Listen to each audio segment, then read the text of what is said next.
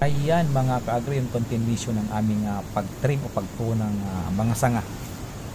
Yan, kung makikita niyo sa sasakyan kanina mga ka-agri, tinatapunan namin yung mga naputol namin. Itong area mga ka-agri yung hindi pa namin natapos, at yung area na mga ka-agri yung aming tamna ng Bermuda grass mga ka-agri. Yan, kung makikita niyo.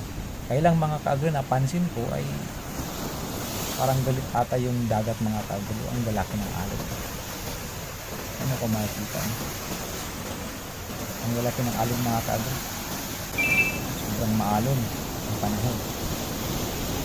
At itong area mga ka-agri, tapos na namin yan na trim o na prune, at pinagtatapon na namin mga ka-agri yung mga sanga na naputol namin. At kailangan din namin yung mga ka-agri taniman ng Bermuda grass, yung ilalim ng mga punong kahoy niya.